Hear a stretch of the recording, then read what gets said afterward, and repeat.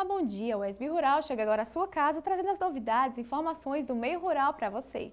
E no programa de hoje, você vai saber como os defensivos têm sido usados na fruticultura, rever uma matéria especial sobre reprodução de suínos e muito mais. Antes, fique com dicas de hoje.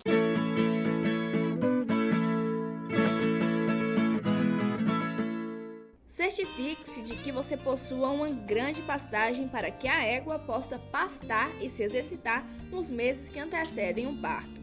A égua deve ser bem alimentada para que o potro receba os nutrientes. A égua precisa fazer exercícios leves para evitar o sobrepeso. Fique de olho na agenda de vacinação correta para éguas grávidas. Quando a égua estiver prestes a dar à luz, leve a um quintal menor onde ela possa correr. Deixe a égua parir naturalmente e com tranquilidade. O potro deve ficar com a mãe por um período de 30 minutos até 2 horas. Caso note alguma dificuldade durante o pós-parto, chame o veterinário imediatamente. E aproveite as dicas.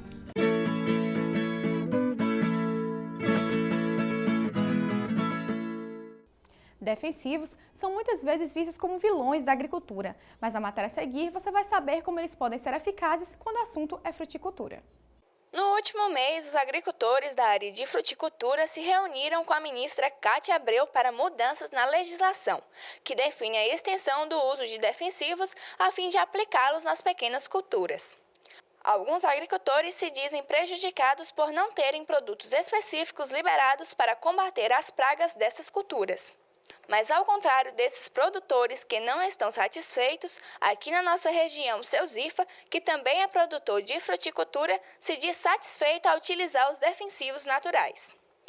Na verdade, se for um produto que é natural, mas sustentável para a agricultura, que eu acho que isso é a alternativa, a gente fica feliz quando a gente vê essas alternativas para os agricultores, porque a gente sabe que os agrotóxicos têm atrapalhado a vida dos trabalhadores, inclusive a questão da saúde, né? Um produto que que tem agrotóxicos, ele é totalmente diferente de um produto que ele é natural. Então é de grande importância, né? A gente fica feliz que tem alguém que tem essa alternativa de trabalhar com esses produtos naturais. Quando o produtor rural usa os defensivos naturais, os benefícios são muitos, como obter produtos agrícolas mais saudáveis, evitar a contaminação do produto e do consumidor, manter o equilíbrio da natureza, reduzir o número de aplicações de defensivos agressivos, aumentar a resistência da planta contra a ocorrência de pragas e patogênios e sinistros naturais, além de reduzir o custo de produção e aumentar a viabilidade do produtor. Na verdade, a natureza já tem, né? A natureza já tem. E a gente sabe que aqui nós trabalhamos com biogel, nós trabalhamos com o ninho indiano, né? A gente usa também o alho, né? Tem também, a gente pode fazer as pulverizações com alho, com a urina de gado também, que é bom trazer essas misturas para proteger as plantas, né? A natureza está precisando às vezes só tira da natureza e não devolve para a natureza. A gente tem que devolver para a natureza para ter um produto saudável, né? Para todos os brasileiros. Para o agrônomo Alessandro Oliveira, o uso de agrotóxicos só deve ser considerado válido após o devido teste para saber quais os elementos químicos foram utilizados. Bom, o grande problema, na verdade, quando a gente fala vantagem, a gente teria que comparar entre vantagem e desvantagem. Então, o que é que a gente tem de desvantagem hoje? Nós temos o uso desses produtos de forma irregular, sem os devidos testes, sem o devido conhecimento sobre resíduo e o metabolismo dele pela planta para que a gente possa consumir ou não esses produtos. Então, isso é uma desvantagem, você não ter esse conhecimento e não saber se o produto realmente é apropriado, né? Então, qual é a vantagem de você ter um produto registrado para essas pequenas culturas? A vantagem é que todos esses testes que o Ministério da Agricultura pede, que a Anvisa pede, que o IBAMA pede, vão ser feitos.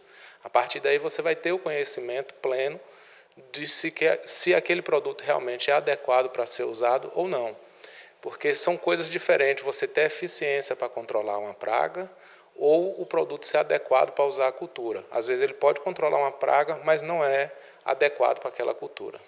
O Brasil é o maior importador de agrotóxicos do planeta. Consome pelo menos 14 tipos de venenos proibidos no mundo. Além do uso desses defensivos, outras frutas necessitam dos agrotóxicos, mas o professor explica sobre os tratamentos naturais que podem ser utilizados.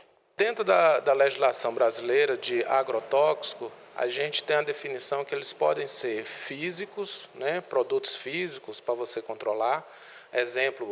Um tratamento térmico pode ser classificado como agrotóxico, porque ele é usado para controlar uma praga. Uma bactéria, ou um fungo, ou um vírus, você pode usar eles também para controlar a praga. E são organismos vivos, são agrotóxicos, mas biológicos.